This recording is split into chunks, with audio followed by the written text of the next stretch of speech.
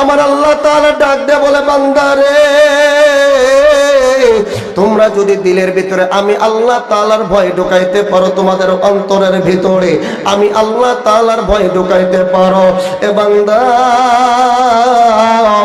আমি আল্লাহ তাআলাকে ভয় করে তোমরা যদি গুনার কাছ থেকে ফেরত আসতে পারো এ বন্ধু আমার কথা নয় বাজানরে দেখেন আমার আল্লাহ ওই সমস্ত তাকওয়াওয়ালা বান্দাদেরকে যে মানুষগুলো আল্লাহকে ভয় করে গুনার কাজ ছাইরা দেয় নামাজ পড়ে নাই এখন নামাজ ধরে আমার আল্লাহ ওই মানুষগুলোর জন্য বাজানে একটা সুসংবাদ দান করেছেন আমার আল্লাহ সূরা আর রহমানের ভিতরে জানাইয়া দেন ওয়ালিমান খাফা মাকামা রাব্বিহি জান্নাতান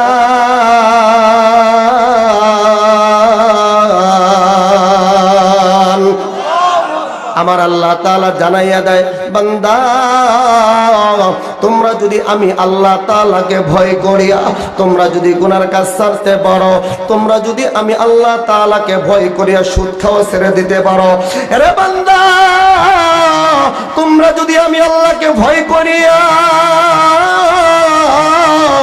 তোমরা যদি এরকম ভাবে সুদের উপরে টাকা লাগানো বাদ দিতে পারো রে বান্দা এ বন্ধু যুবক ভাইরা খুব খেয়াল করে কথাগুলো শোনা চাই রে বাবা আমার বন্ধুগণ দিলটাকে একটু নরম করে দেও না রে বন্ধু ওই সমস্ত বান্দা বান্দীদের জন্য আমার আল্লাহ একটা সুসংবাদ দান করলেন ওয়ালিমান খাফা মাকামা রাব্বিহি জান্নাতান যারা আমি আল্লাহ তাআলাকে ভয় করে গুনার কাজ ছেড়ে দিবে আমি আল্লাহ ওদেরকে একটা জান্নাত নয় আমি আল্লাহ ওদেরকে দুইটা জান্নাতের মালিক বানায় দেব একটু আওয়াজ দিয়া বলেন না সুবহানাল্লাহ আল্লাহ তাআলাকে ভয় করিয়া সুদ খাওয়া ছাইরা দিবেন ঘুষ খাওয়া ছাইরা দিবেন বাজানো আগে নামাজ পড়েন নাই বাজান এখন আল্লাহ তাআলাকে ভয় করে নামাজ ধরেছেন ও যুবক কেন তুমি নামাজ পড়বা না বাজারে একটা সময় যখন বাজারে কিয়ামতের দিন আমার বন্ধুগণ হিসাব নিকাশ যখন শেষ হয়ে যাবে বাবাজি জাহান্নামীরা জাহান্নামে চলে যাবে জান্নাতীরা জান্নাতে চলে যাবে এমন সময় বাজারে ওই জাহান্নামীদেরকে বাজান প্রশ্ন করা হবে মা সালাকাকুম ফি সাকর জাহান্নামীরা কি জন্য তোমরা জাহান্নামে আসছো যুবক ভাইরা দিলের কান লাগায় একটু কথাগুলো শুনবো রে বাবা কোরআন হাদিস থেকে এই কথাগুলো বলবো যখন তাদেরকে জিজ্ঞাসা করা হবে মা সালাকাকুম ফি সাকর কে তোমাদেরকে জাহান্নামে নিয়ে আসছে কি জন্য তোমরা জাহান্নামে আসছো আমার বন্ধুগণ ওই সময় জাহান্নামীরা বলবে ক্বালু লাম নাকু মিনাল মুসাল্লিন আল্লাহ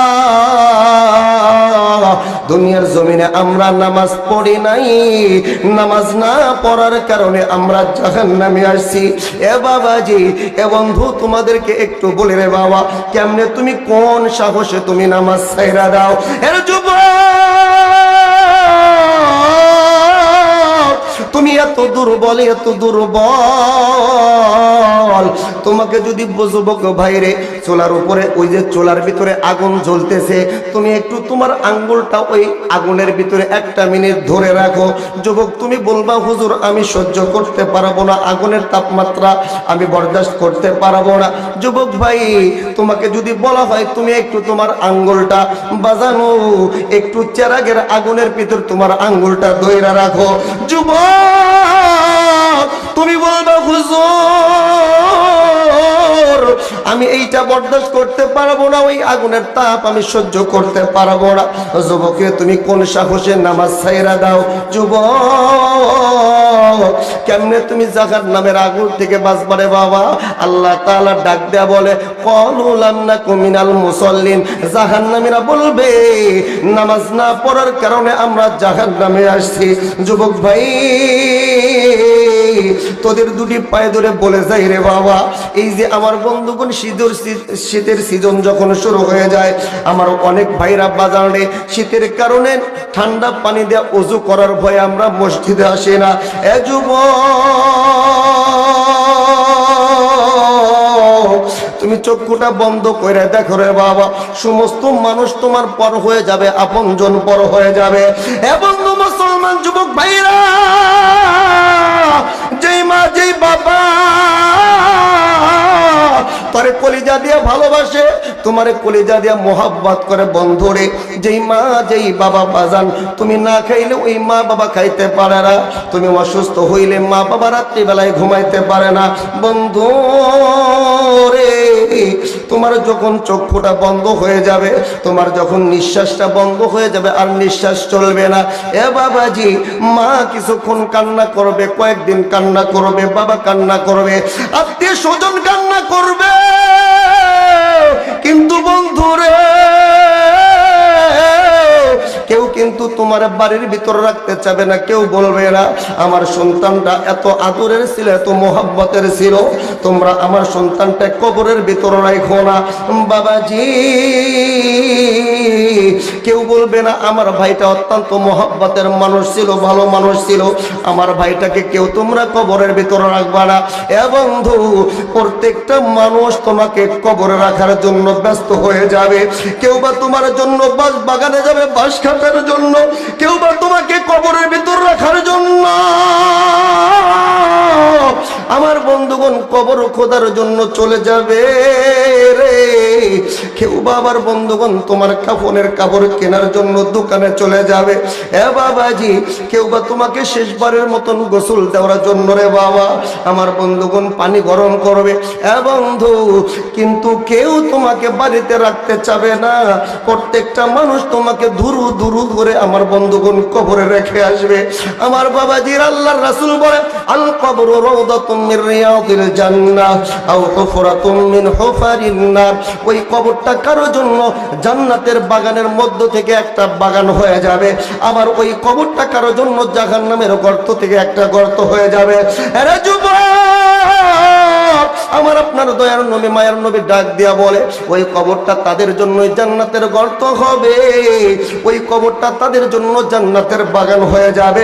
যেই সমস্ত মানুষগুলো দুনিয়ার জন্য 5 ওয়াক্ত নামাজ পড়বে, কোরআন তেলাওয়াত করবে, মা বাবার সেবা যত্ন করবে, আল্লাহ এবং আল্লাহর রাসূলের আমার বন্ধুগণ আদেশ নিষেধ মেনে চলে আসবে, আমার রাসূল বলে ওই মানুষগুলো মরতে দেরি হবে, কবরে তাদের লাশটাকে নামাইতে দেরি হবে, আমার আল্লাহ তাদের কবরটাকে জান্নাতের বাগান বানাইতে দেরি করবে না। একটু আওয়াজ দিয়ে বলেন না সুবহানাল্লাহ। আমার বন্ধুগণ 5 ওয়াক্ত নামাজ পড়বেন, কোরআন তেলাওয়াত করবেন, সামনে রমজান মাস আসতেছে, রমজান মাসের রোজা রাখবেন। বন্ধু আমার কথা নয়, রাসূল বলেছেন তোমার মরতে দেরি হবে, চক্ষুটা বন্ধ হইতে দেরি হবে, তোমার লাশটাকে কবরে নামাইতে দেরি হবে। বাজান রে ওই কবরটা আমার আল্লাহ তোর জন্য জান্নাতের বাগান বানায়া দেবে। একটু আওয়াজ দিয়ে বলেন না সুবহানাল্লাহ।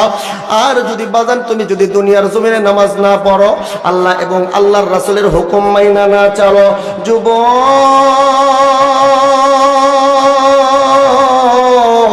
তোমাকে যখন তোমার লাশটা কবরের ভিতরে রাখবে রে বাবা, ওই কবরের মাটি আমার বন্ধুগণ 2 পাশ থেকে এমন ভাবে ধরে একটা চাপ মারবে, চাপ মারার সঙ্গে সঙ্গে তোমার 2 পাজরের হাড় বাজান, 1 পাজরের হাড় আর 1 পাজরের ভিতরে মরমর করে ঢুকে পড়বে।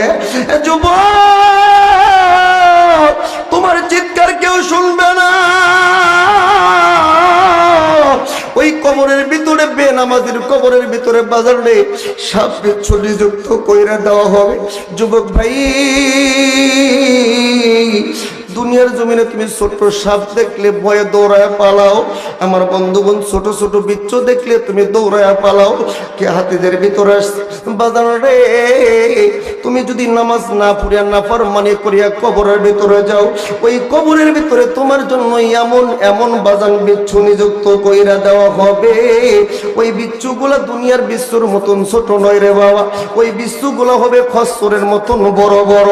তোর লাশটা যখন কবরের ভিতরে নামাবে, ওই লাশের উপরে ওই খচ্চরের মতন বিচ্ছুগুলা লাফাইয়া লাফাইয়া তোর লাশের উপর আক্রমণ করবে। যুবক এই জন্য বাজানে এখনো সময় আছে, এখনো সময় আছে। বাজানরে নামাজ ছাইরা দিছো, আল্লাহকে ভয় করে নামাজ ধরো। আমার বন্ধুগণ রোজারে ছাইরা দিছো, আল্লাহকে ভয় করে এখন থেকে তুমি রোজা ধরো। ও যুবক আমার বন্ধুগণ, আল্লাহর নাফরমানি অনেক করেছো রে বাবা, আল্লাহ তাআলাকে ভয় করিয়া এখন তুমি সমস্ত প্রকার নামাজ নাফরমানি ছাইরা দাও। আমার আল্লাহ তাআলা বলে, বান্দারে আমি আল্লাহ তোদেরকে একটা জান্নাত নয়, আমি আল্লাহ তোদেরকে দুইটা জান্নাতের মালিক বানায়া দেব। একটু আওয়াজ দিয়ে বলেন না সুবহানাল্লাহ।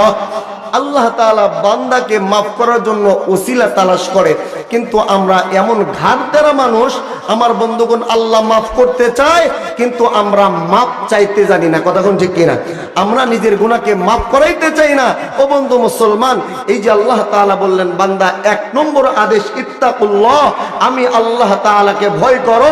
বাজান একটা মানুষের অন্তরের ভিতরে যদি আল্লাহর ভয় থাকে, ওই মানুষটা যদি মরুভূমির ভিতরে একা একাও থাকে, খোদার কসম ওই মানুষটা কখনো গুনার কাজ করতে পারবে না। একটা যুবক, আজকে যুবকরা অনেক সময় মাকে ফাঁকি দেয়, বাবাকে ফাঁকি দিয়া আমার বন্ধুগণ রাত্রিবেলায় ঘুমায়া যায়। আমার বন্ধুগণ ল্যাপের নিচে অ্যান্ড্রয়েড সেটের ভিতরে অনেক সময় তারা পর্নোগ্রাফি দেখে, খারাপ খারাপ সিনেমা দেখে, আর চিন্তা করে মা বাবাকে ফাঁকি দিছি, আমি অনেক চালাক হয়ে গেছি। যুবক না, তুমি তোমার পৃথিবীর সমস্ত মানুষকে ফাঁকি দিতে পারো, কিন্তু একজনের চক্ষুকে ফাঁকি দেওয়া যায় না। তিনি কে? আল্লাহর চক্ষুকে কখনো ফাঁকি দেওয়া যায় না যুবক। এই জন্য বাবা, মা বাবাকে তুমি ফাঁকি দিয়া কি করবা? আল্লাহ তাআলা একজন আছেন সব সময় বিরাজমান। তুমি কি করতেছো, তোমার মনের ভিতরে কি চলতেছে, সব কিছুই আমার আল্লাহ খবর রাখে। যুবক তুমি একটাবার চিন্তা করো না, একটু ভয় তোমার ভিতরে তৈরি করো না। তুমি তোমার মা বাবাকে ফাঁকি দিয়া ওই যে ল্যাপের নিচে, কম্বলের নিচের ভিতরে তুমি অনেক খারাপ খারাপ গান দেখতেছো। যুবক ওই সময় আল্লাহ না করুক, মালাকুল মউত যদি তোমার সামনে উপস্থিত হয়ে যায়, এমত অবস্থায় যদি তোমার জানটাকে কবজ করে নিয়ে যায়, তুমি দুনিয়াতেই লাঞ্ছিত, আখেরাতেও তুমি লাঞ্ছিত। দুনিয়ার জমিনে মা বাবার সামনেও তুমি কলঙ্কিত, আখেরাতে তুমি সমস্ত মানুষের সামনেও কলঙ্কিত হয়ে যাইবা। কথা কোন ঠিক কিনা? চিন্তা করেন, কল্পনা করেন আপনি এরকম ভাবে গান দেখতেছেন, খারাপ খারাপ সিনেমা দেখতেছেন, আপনার মৃত্যু হয়ে গেল, এমন সময় মালাকুল মউত আপনার জানটাকে কবজ করে নিয়ে গেল। আপনার মা আপনার রুমে চলে আসছে আপনাকে দেখার জন্য, আমার সন্তানটা কেমন আছে। আয়সা দেখে আপনার দেহর পান পাখিটা উইরে গেছে, আপনার লাশটা পইরা আছে, কিন্তু পাশেই আপনার মোবাইলের ভিতরে পর্নোগ্রাফি চলতেছে, খারাপ খারাপ সিনেমা চলতেছে। আমার বন্ধুগণ, আপনার মা আপনার সম্পর্কে যে ভালো ধারণা ছিল, এই ভালো ধারণাটা থাকবে। আপনার এলাকার লোকজন আপনার সম্পর্কে যে ভালো ধারণা ছিল, এই ভালো ধারণা তাদের মাঝে থাকবে না। প্রত্যেকটা মানুষের কাছে কালারিং, এবং আপনি আমার আল্লাহর কাছেও কালারিং হয়ে গেলেন। কথা কোন ঠিক কিনা?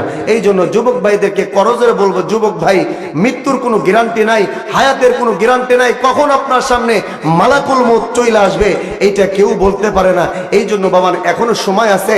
আমার আল্লাহ তাআলা আমাকে আপনাকে মাফ করার জন্য একটা দরজা মৃত্যুর আগ পর্যন্ত খোলা রাখছে, আর ওই দরজাটার নাম হলো তওবার দরজা। কথা কোন ঠিক কিনা?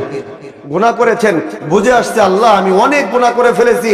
আরে আমার আল্লাহ তো এত দয়াশীল, এত ক্ষমাশীল। ও বন্ধু মুসলমান, আপনি হাজার গুনাহ করেছেন, গুনাহ করতে করতে আপনার কলবটা গুনায় ভরপুর হয়ে গেছে, আপনার গোলা পাহাড় পরিমাণ হয়ে গেছে।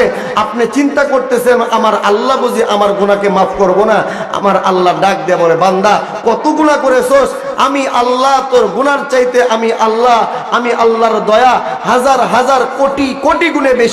একটু আওয়াজ দিয়ে বলেন না সুবহানাল্লাহ। কেমন গুনাহকে আমার আল্লাহ মাফ করে বাবা।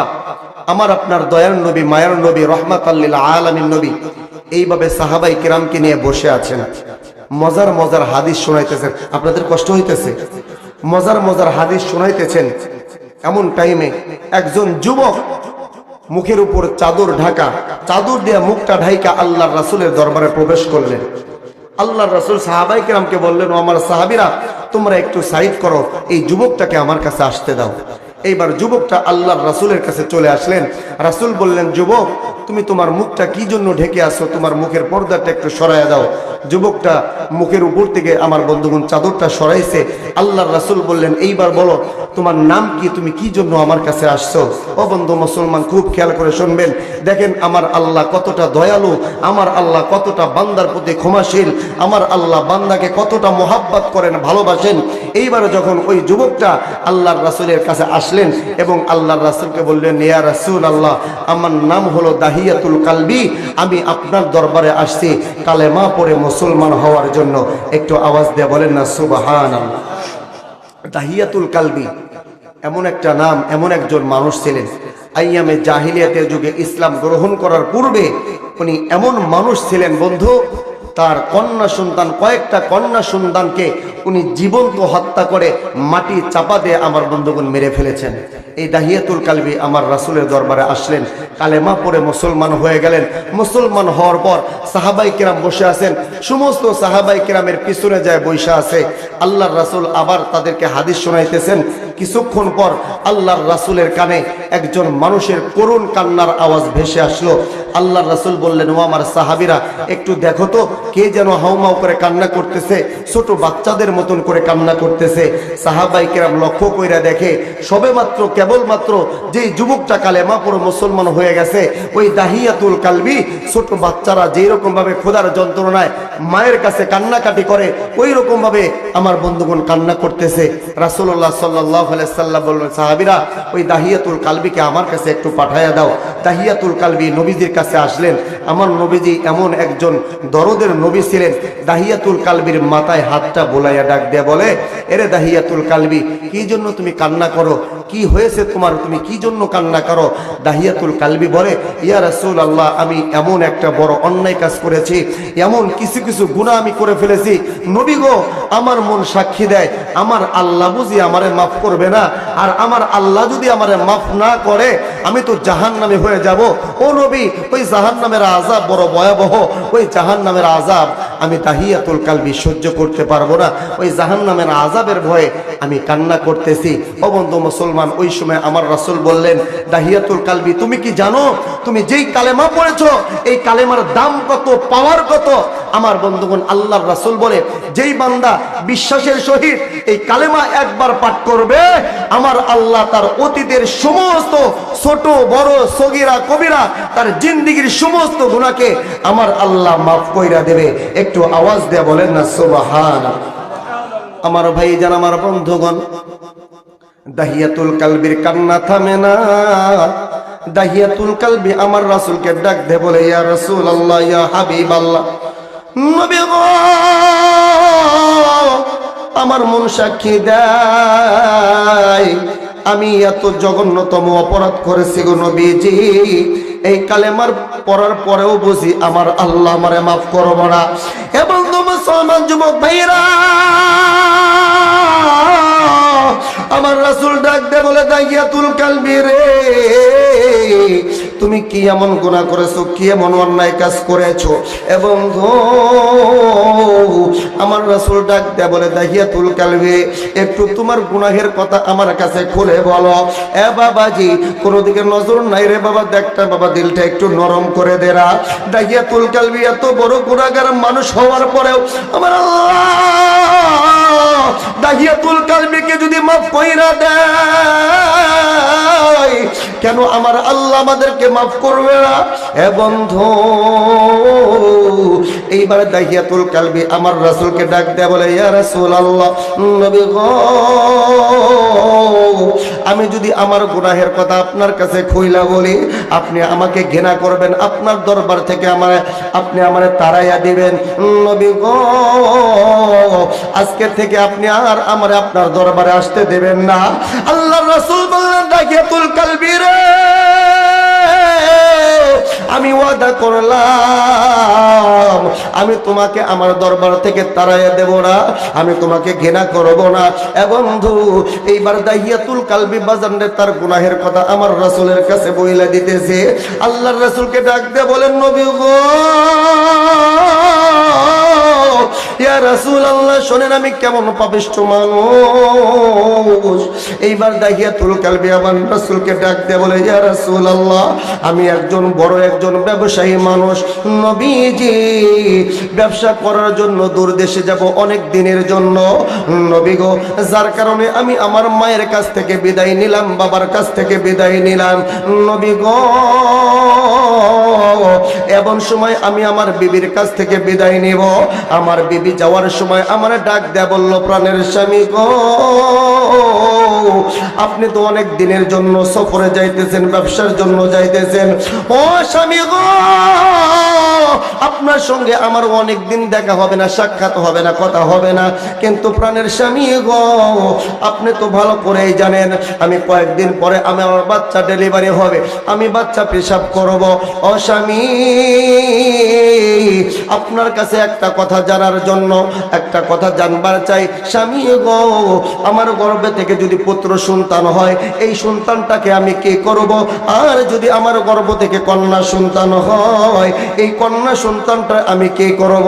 এ বাবাজি এইবার আমার বন্ধুগণ দাহিয়াতুল কালবি তার বিবিরে ডাক দেয়, বলতেছেন বিবি রে তোমার গর্ভ থেকে যদি পুত্র সন্তান হয় এই পুত্র সন্তানকে তুমি আদর করবা, লালন করবা, বড় করবা, আর যদি তোমার গর্ভ থেকে যদি কন্যা সন্তান হয় খবরদার খবরদার এই কন্যা সন্তানকে তুমি কিন্তু জীবিত রাখবা না। এ বিবি আমি তোমার ওয়াসিয়াত কইরা গেলাম এই কন্যা সন্তান দুনিয়াতে আগমন করার সঙ্গে সঙ্গে এই কন্যা সন্তানকে তুমি জীবন্ত হত্যা করে মাটি চাপা দিয়া তুমি তারে মেরে ফেলবা। একটু আওয়াজ দিয়ে বলেন না নাউজুবিল্লাহ। এ বন্ধু মায়ের জাতির আল্লাহ তাআলা তাদের দিলটাকে এত নরম কইরা বানাইছে রে বাবা। বাবাজি স্বামী যখন এই ওসিয়াত করতেছে রে বন্ধু, দাহিয়াতুল কালবির বিবির বন্ধুরে মনটা খারাপ হয়ে গেল, চোখ দিয়ে জার জার জার জার করে পানি পড়তেছে। স্বামীকে ডাক দিয়ে বলে, স্বামী গো আমি মা হয়ে কেমন করে আমার কন্যা সন্তানরে আমি জীবিত হত্যা করব। এবং দাহিয়াতুল কালবি ডাক দিয়ে বলে, বিবি রে এটা হলো আমার আদেশ, আমার আদেশ যদি তুমি না মানো তাহলে তোমার সঙ্গে আমি কিন্তু সংসার করব না, তোমারে আমি রাখবো না। এবং মুসলমান যুবক ভাইরা দাহিয়াতুল কালবি এই কথা বলিয়া বাজানরে আমার বন্ধুগণ লম্বা সফরে চইলা গেল। কিতাবের ভিতর আসছে 1 বছর 2 বছর নয় রে বাবা, দীর্ঘ 6 বছর পর দাহিয়াতুল কালবি যখন বাজান বাড়ির ভিতর বাড়িতে চলে আসছে, দাহিয়াতুল কালবি যখন উঠানের উপর পাড়া দিয়েছে, এমন সময় দাহিয়াতুল কালবি লক্ষ্য কইরা দেখে রে বাবা তার উঠানের উপরে কয়েকটা বাচ্চা আমার বন্ধুগণ খেলাধুলা করতেছে। 5-6 বছরের বাচ্চাগুলা খেলাধুলা করে। বন্ধু দাহিয়াতুল কালবি আমার নবীর ডাক দেয়া বলে, ইয়া রাসূলুল্লাহ জানেননি আমি লক্ষ্য কইরা দেখলাম ওই 5-6 বছরের বাচ্চাগুলোর মধ্যে একটা মেয়েকে দেখলাম, সুন্দর একটা মেয়ে, এত সুন্দর চেহারা, এত সুন্দর তার চেহারার আকার আকৃতি, যার কারণে আমি তার দিকে অপলক দৃষ্টিতে তাকায়া থাকলাম। নবী গো আমি মনে মনে চিন্তা করতেছিলাম এত সুন্দর চেহারার মেয়েটাকার, এত সুন্দর চেহারার মেয়েটাকার। নবী গো এই কথা যখন আমি চিন্তা করতেছিলাম হঠাৎ করে এমন সময় ওই সুন্দর মেয়েটা আমার কাছে এত সুন্দর করে দৌড়ায় আসে, আমারে জড়াইয়া ধরিয়া আমারে আব্বু আব্বু বলিয়া ডাক দেওয়া শুরু কইরা দিল। জোরে বলেন না আল্লাহু আকবার। আমার বন্ধুগণ দাহিয়াতুল কালবি আমার বন্ধুগণ এইবার তার বিবিকে ডাক দেয়া বলে, বিবি রে এই মেয়েটা কার, এই মেয়েটা কি জন্য আমারে আব্বু আব্বু বইলা ডাক দেয়। বন্ধু দাহিয়াতুল কালবির বিবি ডাক দেয়া বলে, প্রাণের স্বামী গো এইটা হলো আপনার কন্যা সন্তান, যার কারণে আপনাকে আব্বু আব্বু বইলা ডাক দিতেছে। আরে বন্ধু মুসলমান যুবক ভাইরা, এ পাবনা জেলার বাবা জিরা রে, এই কথাটা বলার পর রে বাবা দাহিয়াতুল কালবি তার বিবির প্রতি আমার বন্ধুগণ এমন ভাবে তাকাইছে, চক্ষুটা লাল হয়ে গেছে। বিবিরে ডাক দেয় বলে, বিবিরে তোরে না আমি যাবার সময় বলে গেছিলাম যদি তোমার গর্ভ থেকে কন্যা সন্তান হয় এই মেয়েটারে তুমি হত্যা করবা, ওরে কিন্তু জীবিত রাখবা না। আরে বিবি তোমার এত বড় সাহস, আমার কথা কেন তুমি অমান্য করেছো? কেন তুমি তোমার এই মেয়েটারে হত্যা করো নাই?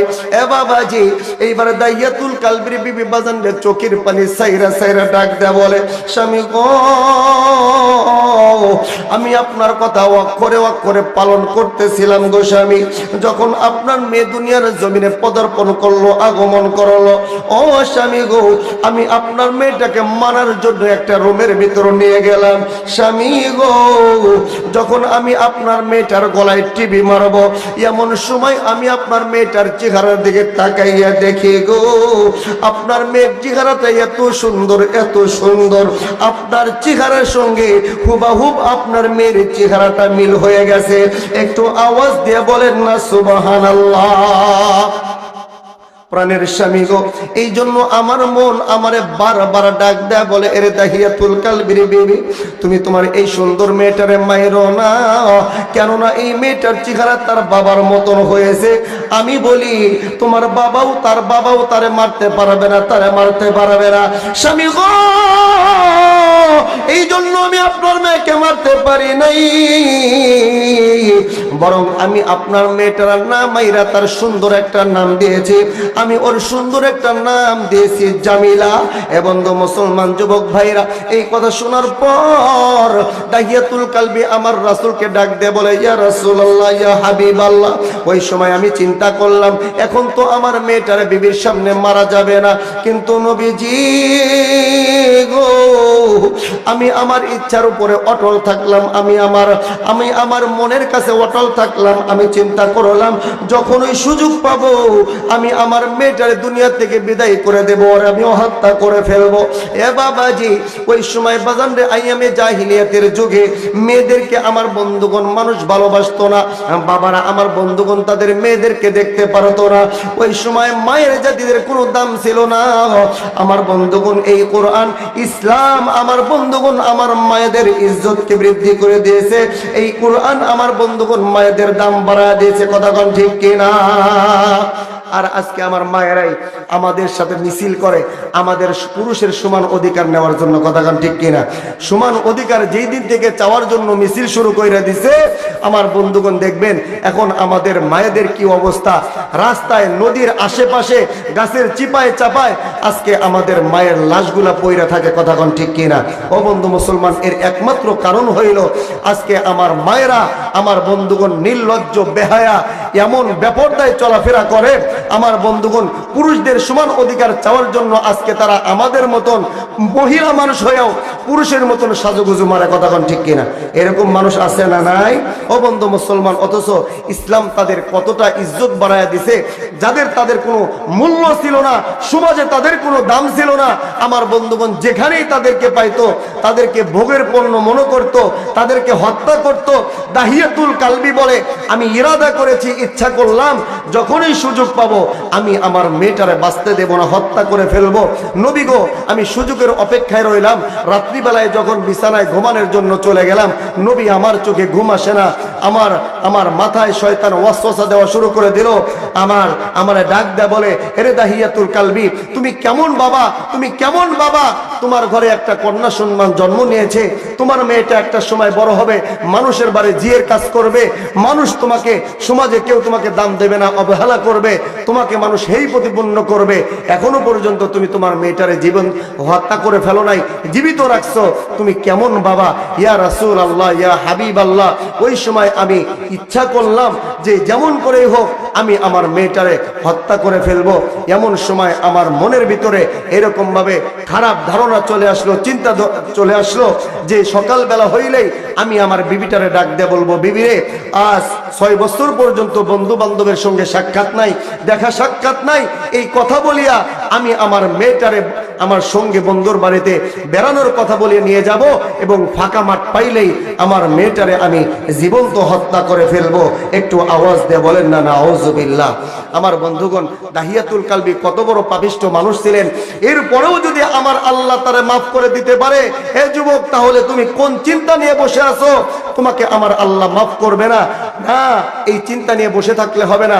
গুনাহ করে ফেলেছো আমার বন্ধুগণ, তোমার বুঝে আসছে আমার গুনাহ পাহাড় পরিমাণ হয়ে গেছে, আমি অনেক গুনাহ করে ফেলেছি। যুবক, তোমার বুঝে আসছে, ইয়া আইয়ুহাল্লাযীনা আমানু তুবু তাওবাতান নাসুহা, তুমি আল্লাহ তাআলার কাছে খাঁটি দিলে তওবা করো, আল্লাহ তাআলার কাছে আমার বন্ধুগণ আন্তরিক তওবা করো। আমার আল্লাহ তাআলা বলে, বান্দা তুমি যদি আন্তরিক তওবা করতে পারো, আমি আল্লাহ তোদের জিন্দেগীর সমস্ত গুনাহকে মাফ করে দেব। একটু আওয়াজ দিয়ে বলেন না সুবহানাল্লাহ। দাহিয়াতুল কালবি সকাল বেলায় বিবিরে ডাক দেয়া বলে, বিবিরে, বন্ধুর বাড়িতে যাব, তোমার মেয়েটারেও সাজায়া দাও, সুন্দর করে গোসল করায়া দাও, নতুন জামা কাপড় পরায়া দাও, আমি তোমার মেয়েটারে সঙ্গে করে আমার বন্ধুর বাড়িতে চলে যাব। এ বন্ধু মুসলমান, এই কথা যখন বাবা আমার বন্ধুগণ বলেছে, দাহিয়াতুল কালবি বলেছে, বিবির মনটা খুশি হয়ে গেছে। না, এখন আর আমার স্বামী তার মেয়েটারে মারবে না, হত্যা করবে না। আমার বন্ধুগণ, এইবার তার বিবি এত সুন্দর করে জামিলাকে গোসল করায় দিছে, নতুন জামা কাপড় পরায় দিছে।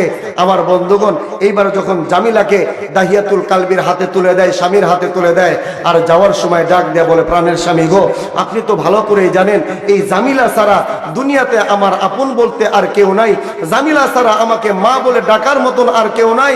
ও প্রাণের স্বামী গো, আপনি তো ভালো করে জানেন রাত্রি বেলায় জামিলা যদি আমার জড়াইয়া ধরে না জড়াইয়া ধরে, আমি মায়ের চোখে ঘুম আসে না। স্বামী গো, আপনার কাছে আমার একটা কথা আবদার, সন্ধ্যা হওয়ার পূর্বেই আমার কলিজার টুকরা জামিলারে আপনি আমার কোলে ফিরাইয়া দেবেন। একটু আওয়াজ দিয়ে বলেন না আল্লাহু আকবার। মায়ের মন তো বাবা, মায়ের মন তো উড়ু শুরু করে দিছে, মায়ের মনের ভিতরে হাহাকার শুরু হয়ে গেছে, না জানি আমার মেয়েটাকে না জানি কোনো ক্ষতি করে ফেলবে। ও বন্ধু মুসলমান, একবার বলে না বাবা তারে কিছুই করবে না, আবার বলে, কারণ এই সমাজের বাবারা তো ভালো না, মেয়েদেরকে দেখতে পারে না, না জানি আমার মেয়েটারে ক্ষতি করে ফেলবে। এই জন্য বারবার স্বামীরে আমার বন্ধুগণ ডাক দেয়া বলে, প্রাণের স্বামী গো, আপনি কিন্তু আমার মেয়েটারে সন্ধ্যা হওয়ার পূর্বেই আমার কাছে ফিরাইয়া দেবেন। দাহিয়াতুল কালবি আমার রসুলকে ডাক দিয়ে বলে, ইয়া রাসূলুল্লাহ, জানেননি ওই সময় আমি আমার বিবিরে ডাক দিয়ে বললাম, বিবিরে, এইটা কিন্তু তোমার একমাত্র তোমারই শুধু সন্তান না, এটা কিন্তু আমারও মেয়ে, আমারও ওর প্রতি মায়া আছে, দয়া আছে। যাও, আমি ওয়াদা করলাম সন্ধ্যা হওয়ার পূর্বেই তোমার মেয়েটারে তোমার কোলে আমি ফিরাইয়া দেব। একটু আওয়াজ দিয়ে বলেন না আল্লাহু আকবার। আমার বন্ধুগণ, কিতাবের ভিতর আসছে দাহিয়াতুল কালবি বাজানের জামিলারে যখন সামনের দিকে নিয়ে যায়, জনম দুঃখিনী মা পিছন থেকে বাজানের জামিলার দিকে বাজানের তাকাইয়া থাকে। জামিলা কিছুক্ষণ পর পর মায়ের দিকে তাকায় আর ডাক দেয়া বলে, মা গো,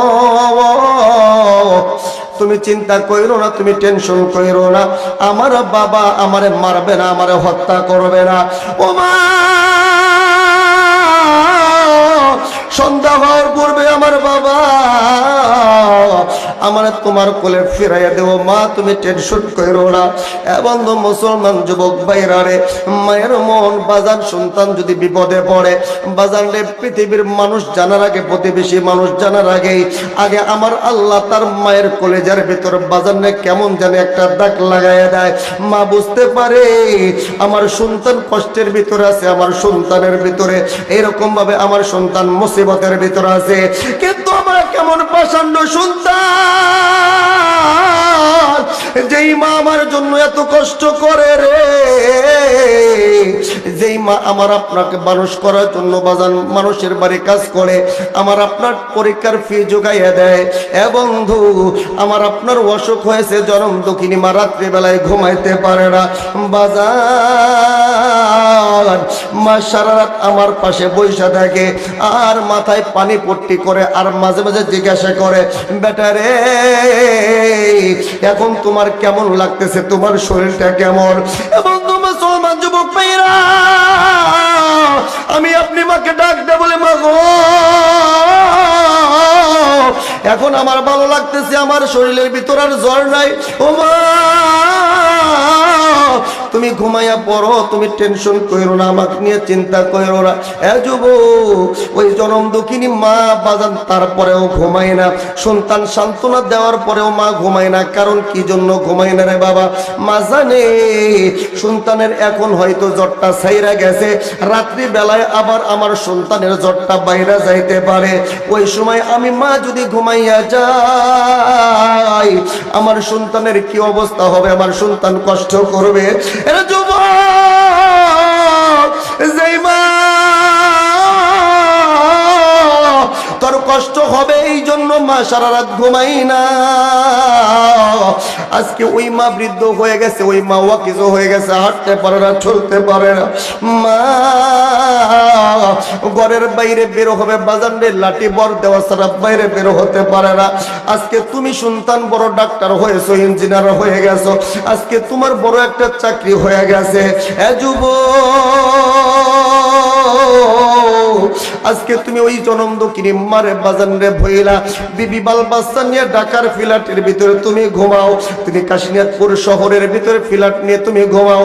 যুবক, তোমার মায়ের অসুখ হইছে, মা তোমারে ফোন কইরা ডাক দে, বলে বেটা রে আমি মা চলতে পারি না, হাঁটতে পারি না।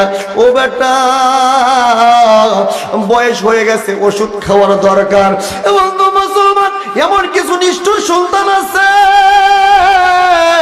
বিবিরে প্রত্যেক মাসে 10,000 20,000 টাকা মার্কেট করার জন্য দিতে পারে, ছেলের মাসে মাসে নতুন নতুন গাড়ি কিনে দিতে পারে, কিন্তু মা বাবা যখন ফোন করে ওষুধ কেনার জন্য টাকা চায়, ওই অফিসার, ওই ডাক্তার, ইঞ্জিনিয়ার বলে মা গো তোমাকে ওষুধ কিনে দেওয়ার মতন আমার পকেটের ভিতর টাকা নাই। এই রকম কুলাঙ্গার আমার বন্ধুগণ সন্তান আমাদের বাংলাদেশে আছে না নাই? এরকম মানুষ আছে আমার বন্ধুগণ। অথচ আল্লাহ তাআলা ডাক দেয়া বললেন, হুমা জান্নাতুকা ওয়া নারুকা, তোমরা জান্নাত তালাশ করো কোথায়? আরে তোমার মা বাবা হুমা জান্নাতুকা, তোমার মা বাবাই হলো তোমার জন্য জান্নাত, ওয়া নারুকা, তোমার মা বাবাই হলো তোমার জন্য জাহান্নাম। রাসূলের একজন সাহাবী দাঁড়ায় গেছে, ইয়া রাসূলুল্লাহ, মা বাবা কেমনে সন্তানের জন্য জান্নাত হয়ে যায়, মা বাবা আবার কেমন করে সন্তানের জন্য জাহান্নামের কারণ হয়ে যায়? আমার নবী ডাক দেয়া বলে, ও সাহাবীরা ভালো কইরা শোনো, ভালো কইরা শোনো, যেই সন্তান তার মা বাবার সেবা যত্ন কইরা মা বাবারে খুশি করবে, আমার আল্লাহ ওই মা বাবার সন্তুষ্টির কারণে আমার আল্লাহ সন্তানদের আমলনামায় জান্নাত লেখা দিবে। একটু আওয়াজ দিয়ে বলেন না সুবহানাল্লাহ। আজকে কত সন্তান, আজকে আমাদের মা বাবা বৃদ্ধ হয়ে গেছে, হাঁটতে পারে না, চলতে পারে না, আর সন্তান কতটা নিষ্ঠুর, কতটা পাষাণ। আজকে আমার আপনার বাড়িতে যখন আমার শ্বশুর শাশুড়ি আসে বাজান রে, তাদের আপ্যায়ন আর মা বাবা যদি আসে তাদের আপ্যায়ন ভিন্নতা আছে না নাই? মা বাবা আসতে পারে, তাদের দিকে ঘুরেও তাকায় না, অথচ শ্বশুর শাশুড়ি আসলে আব্বা কতক্ষণ এরকম বাদেই না, আছে না? আছে না নাই? আব্বা কয়, জীবনে ওর বাবারে আব্বা কয়া ডাক দেয় না, শ্বশুরে বড় আব্বা কয়া মজা কইরা ডাক দেয়, শাশুড়েরা আম্মা কইরা ডাক দেয়। ও বন্ধু মুসলমান, ভালো করে শোনো, আল্লাহর রাসূল বলে, ইন্নাল জান্নাতা তাহতা আকদামিল উম্মাহাত, এরে আমার উম্মতরা তোমরা জান্নাত কোথায় তালাশ করো? আরে আমি আল্লাহ তো, আমার আল্লাহ তো তোমাদের জন্য জান্নাত রাইখা দিছে মা বাবার পায়ের নিচে। একটু আওয়াজ দিয়ে বলেন না সুবহানাল্লাহ, আর একটু আওয়াজ দিয়ে চিল্লা বলেন না সুবহানাল্লাহ। আজকে মা বাবারে ভাত দাও না, তুমি বড় বড় গলায় কথা বলো, আমার শ্বশুর আমার শাশুড়ি আমারে অনেক ভালোবাসে, কচু ভালোবাসে। মিয়া, শ্বশুর বাড়িতে যাওয়ার সময় বড় বড় বোয়াল মাছ নিয়ে যাও, বড় বড় ফল নিয়ে যাও, যাও না একদিন 2 দিন 3 দিন তুমি খালি হাতে যাও, তোমারে ঝাঁটা পিটা করবে। কথা কোন ঠিক কিনা? ওইটা ভালোবাসা না। যদি কোনো শ্বশুর শাশুড়ি বলে আমি তোমাকে তোমার মা বাবার চাইতে বেশি ভালোবাসি, বুঝতে হবে ওই ভালোবাসার ভিতরে আমার বন্ধুগণ ভেজাল আছে। কথা কোন ঠিক কিনা? পৃথিবীতে মা বাবার চাইতে নিঃস্বার্থভাবে কোনো মানুষ ভালোবাসতে পারে না। মা বাবার ভালোবাসার ভিতরে কোনো খাত নাই, কোনো ভেজাল নাই। আজকে আমরা সন্তানরা এমন নিষ্ঠুর, এত পাষাণ। আজকে বড় যেই জায়গায় মাহফিলে যাই, অনেক সময় মা বাবারা আমাদেরকে ফোন দেয়, হুজুর একটু মা বাবার হক সম্পর্কে আলোচনা করেন। কি জন্য দেয়? কারণটা কি? কারণ হইল আজকে আমরা আমাদের মা বাবাকে মর্যাদা করি না, আমরা আজকে তাদেরকে দাম দেই না, আজকে তাদেরকে ভরণ পোষণের দায়িত্ব আমরা দেই না। মা বাবার সঙ্গে যেমনে কথা বলতে হয় ওই কথাগুলো আমরা বলতে পারি না। কথাগণ ঠিক কিনা? আল্লাহ পাক রব্বুল আলামিন বলেছেন ওয়ালা তানহারহুমা, খবরদার সন্তান মা বাবারে কিন্তু ধমক দিয়ে কথা বলবি না, মা বাবার সঙ্গে ধমক দিয়ে কথা বলা যাবে না। অথচ আমরা আল্লাহ বললেন ধমক দিয়ে কথা বলবো না। আজকে ধমক তো এটা সাধারণ মামুলি ব্যাপার হয়ে গেছে। আজকে আমরা যদি মা বাবার সঙ্গে মন মালিন্য হয়ে যায়, মা বাবার জন্য আমাদের যদি স্বার্থের প্রতি কোনো আঘাত পড়ে, আজকে আমরা জনম দুঃখিনী মা বাবারে ঘাড় ধাক্কা দিয়ে ঘর থেকে বের করে দিতেও দ্বিধাবোধ করি না। এইরকম সন্তান আছে না নাই? অথচ আল্লাহ বললেন কি ওয়ালা তানহারহুমা, ধমক দিয়ে কথা বলা যাবে না। তাহলে কেমনে কথা বলতে হবে এটাও আমার আল্লাহ তাআলা জানাইয়া দিলেন। ওয়াকুল লাহুমা কওলান কারিমা, যখনই তোমার মা বাবার সঙ্গে কথা বলবা, বাবা ভালো করে শোনেন, মা বাবার সঙ্গে যখন কথা বলবেন নরম নরম সুরে, মিষ্টি মিষ্টি সুরে কথা বলবেন, মজার মজার কথা বলবেন। এ বন্ধু মুসলমান, আপনি লক্ষ লক্ষ টাকা খরচ করে হজ করার জন্য মক্কায় চলে যান, বাজান এতটুকু কেউ গ্যারান্টি দিয়ে বলতে পারবে না যে আমার হজটা কবুল হয়েছে। কেউ কি বলতে পারবে? বলতে পারে না বাবা। কিন্তু রাসূল বলে তুমি যদি তোমার মায়ের সঙ্গে মায়ের চোখের সাথে তোমার নেক নজরটা পইরা যায় আর তুমি যদি একটা মুস্কি হাসি দিতে পারো, রাসূল বলে আমার আল্লাহ তোর আমলনামায় কবুল একটা হজের সওয়াব দান করবে। শ্বশুর শাশুড়ির ব্যাপারে মনে হয় এই হাদিস আসছে না? আসছে? তাইলে এত শ্বশুর শাশুড়ি মাইতে থাকেন কেন? বলি নাই যে শ্বশুর শাশুড়ি ভালোবাসেন না, এটা কিন্তু বলি নাই বাবা, ভুল বুঝবেন না। আগে মা বাবার সেবা করতে হবে। মা বাবার কথা আল্লাহ তাআলা তার হুকুমের পরেই বলেছেন ওয়াকাদা রাব্বুকা আল্লা তা'বুদু ইল্লা ইয়্যাহ। আল্লাহ তাআলা চূড়ান্ত ফায়সালা, তোমরা আমি আল্লাহকে ছাড়া অন্য কারো ইবাদত করবা না। ওয়াবিল ওয়ালিদাইনি ইহসানা, তোমরা তোমার মা বাবার সেবা যত্ন করো, মা বাবার প্রতি ইহসান করো, মা বাবার প্রতি দয়া করো। আমার আল্লাহ তাআলা বলেছেন আমার বন্ধুগণ, এই জন্য বলবো মা বাবা বেঁচে আছে, মা বাবার সেবা যত্ন করেন, মা বাবার প্রতি আমার বন্ধুগণ নেক নজর দেন। আল্লাহর রাসূল সাল্লাল্লাহু আলাইহি সাল্লামের কাছে একজন সাহাবী আসলেন। একজন ব্যক্তি আইসা জিজ্ঞাসা করতেছেন ইয়া রাসূলুল্লাহ, আমি অনেক পাপ কইরা ফেলাইছি, এখন আমি কি করতে পারি? আল্লাহর রাসূল বললেন তুমি আল্লাহর কাছে কান্নাকাটি করো, আল্লাহ তাআলা মাফ করে দেবে। আল্লাহর রাসূলকে ওই ব্যক্তিটা আবার প্রশ্ন করলেন ইয়া রাসূলুল্লাহ, আমার গুনাহ কিন্তু অনেক মারাত্মক লেভেলের গুনাহ, অনেক বড় পাপ করেছি। আল্লাহর রাসূল বললেন তোমার মা কি বেঁচে আছে? আমার বন্ধুগণ বুঝছেন, আল্লাহর রাসূল বললেন তোমার মা কি বেঁচে আছে? ওই লোকটা বললেন ইয়া রাসূলুল্লাহ আমার মা বেঁচে আছে। এইবার রাসূল বললেন তাহলে তুমি তোমার মাকে দিয়ে দোয়া করাও, কেননা মা যদি সন্তানের জন্য দোয়া করে আমার আল্লাহ সন্তানের কবিরা গুনাহকেও মাফ করে দেয়। একটু আওয়াজ দিয়ে বলেন না সুবহানাল্লাহ। যেই মায়ের দোয়ার বরকতে, যেই বাবার দোয়ার বরকতে আমার আল্লাহ কবিরা গুনাহকে মাফ করে দেয়, ওই মা বাবাকে সেবা যত্ন করার দরকার আছে না নাই? আর একটু আওয়াজ দিয়ে বলেন আছে না নাই? মা বাবা আমাদেরকে অন্তর থেকে ভালোবাসে, মহব্বত করে, এত কষ্ট দেন, এত মা বাবার মনের ভিতর আঘাত দেন, এরপরেও কিন্তু মা বাবা আমাদের জন্য হাত তোলে আল্লাহর কাছে, বদদোয়া করে না, অভিশাপ দেয় না। যদি করে কারেন্টের মতন কবুল হয়ে যাবে, বন্দুকের গুলি মিস হতে পারে, মায়ের বদদোয়া কিন্তু বাবা মিস হবে। মাঝে মাঝে দেখেন না অনেক সন্তান কত টাকার মালিক, বৃষ্টি পড়তেছে নাকি? আর যদি 10-20 মিনিট সময় নেওয়া যাবে আমার বন্ধুগণ। তো এই যে মায়ের হক, মা যদি সন্তানের জন্য ভালো দোয়া করে সেটাও কবুল হবে, বদ দোয়া করলে এটাও কবুল হয়ে যাবে। এই জন্য আমরা সদা সর্বদাই মা বাবার কাছ থেকে ভালো দোয়া নেওয়ার জন্য চেষ্টা করব। আল্লাহ তাআলা তৌফিক দান করেন, সকলে বলেন আমিন। আমার ভাইজান, আমার বন্ধুগণ, দাহিয়াতুল কালবির হাতে যখন জামিলাকে তুইলা দিস বন্ধু, এইবার জামিলার বাবা ডাক দে বলে ইয়া রাসূলুল্লাহ, ইয়া হাবিবাল্লাহ, নবী গো, আমার বিবি বারবার আমার ডাক দে বলতেছেন প্রাণের স্বামী গো, আমার জামিলার কিন্তু সন্ধ্যা হওয়ার পূর্বেই আমারে ফিরাইয়া দেবেন। ইয়া রাসূলুল্লাহ, নবী গো, এই কথা বলিয়া আমি আমার মেয়েটার সামনের দিকে নিয়ে গেলাম গো নবী। আমার মেয়েটা বারবার পিছনের দিকে তার মাকে তাকাইয়া দেখে, নবীজি আমার মেয়েটাও যাবে না। এটাই হলো তার মাকে তার জীবনের শেষ দেখা, এটাই হলো তার মাকে মা বলে শেষ জীবনের শেষ দেখা।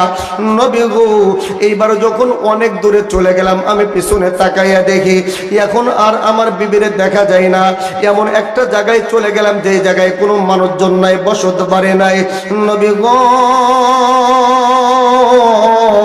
আমি মনে মনে চিন্তা করলাম আমার মেয়ে জামিলাকে মারার জন্য এটাই হলো সুবর্ণ সুযোগ। নবীজি, এই জন্য আমি আমার মেয়ে জামিলারে ডাক দেয়া বললাম, জামিলারে ও মা, তুমি একটু খেলাধুলা করো, আমি একটু কাজ করব। মা গো, কাজ যখন শেষ হয়ে যাবে আমি আমার বন্ধুর বাড়িতে তোমাকে নিয়ে যাব। এবং মুসলমান যুবক ভাইয়েরা, আমার জামিলার বাবা দাহিয়াতুল কালবি নবীকে ডাক দেয়া বলে, ইয়া রাসূলুল্লাহ, আমি যখন আমার ছোট মেয়েটাকে অবুঝ অবলা সরলা মেয়েটারে এই কথা যখন বললাম, আমার মেয়েটা খেলাধুলায় ব্যস্ত হয়ে গেল গো নবীজি। আর আমি আমার কলিজার টুকরা আদরের কন্যা সন্তান জামিলাকে মারার জন্য আমি গর্ত করা শুরু করে দিলাম। নবীজি, এই গর্ত করতে যায় যখন আমার শরীর দেয়া আমার চেহারা দেয়া গাম বাড়াইতেছিল, আমার দাড়ির ভিতর ময়লা লেগে যায়। এমন সময় আমার কলিজার টুকরা জামিলা আমার কাছে দৌড়ায় আসে, আমার ডাক দেয়া বলে, আব্বা, তুমি না আমার তোমার বন্ধুর বাড়িতে আমার বেড়াইতে নিয়ে যাইবারে বাবা। ও বাবা, এখন না দেখি তুমি কার জন্য জানি গর্ত করতেছো। ও বাবা, এই গর্ত করতে যাইয়া তোমার চেহারা দিয়া এরকম ভাবে গাম বাড়াইতেছে, তোমার দাড়ির ভিতরে এরকম ভাবে ময়লা লাগিয়ে গেছে। এ বন্ধু দাহিয়াতুল কালবি আমার নবীরে ডাক দেয়া বলে, ইয়া রাসূলুল্লাহ, জানেননি আমার কলিজার টুকরা জামিলা তার নতুন জামা দিয়া আমি পাষাণ্ড বাবার মুখের ঘাম গুলো মুইসা মুইসা দেয় আর আমার কপালে চুমো খায়, আমার ডান কপালে আমার ডান চলে খুব চুমো খায়। আর ডাক দে বলে, আব্বা, তুমি আর কষ্ট কইরো না, তোমার কষ্ট আমার সহ্য হয় না রে বাবা। এ বন্ধু মুসলমান যুবক ভাইয়েরা রে, দাহিয়াতুল কালবি আমার রাসূলকে ডাক দে বলে, ইয়া রাসূলুল্লাহ, এরপরেও আমার মায়া লাগলো না, দয়া হইল না। আমি জামিলার ডাক দে বললাম, মারে তুমি আর একটু খেলাধুলা করো, খেলাধুলা শেষ হইলেও আমি তোমারে নিয়ে আমার বন্ধুর বাড়িতে চলে যাব। নবী গো, আমার মেয়েটা খেলাধুলায় ব্যস্ত হয়ে গেল। এইবার আমি আবার আমার মেয়েটাকে মারার জন্য গর্ত করা শুরু করে দিলাম। নবীজি, গর্ত করা যখন শেষ হয়ে গেল, ওই গর্তের নিচে আমি কিছু পাথর কঙ্কর নিক্ষেপ করলাম, পাথর নিক্ষেপ করলাম, যাতে করে মেয়েটারে ধাক্কা দিলে আমার মেয়েটার কপাল ফাইটা যায়, আমার মেয়েটা যেন ওই কবরের গর্তের ভিতর মারা যায়। এবং মুসলমান যুবক ভাইরা, যখন নাকি গর্ত করা শেষ হয়ে গেল, দাহিয়াতুল কালবি ডাক দিয়ে বলতেছেন, নবী গো, এইবার আমি আমার কলিজার টুকরা জামিলারে গর্ত দেখার জন্য ডাক দেয়া বললাম, মা, আইসা দেখো কত সুন্দর একটা গর্ত করেছে। এবং মুসলমান জামিলা অবশ্য মেয়ে, সহজ সরল একটা মেয়ে, বাজান রে, যখন গর্ত দেখার জন্য বাজান ওই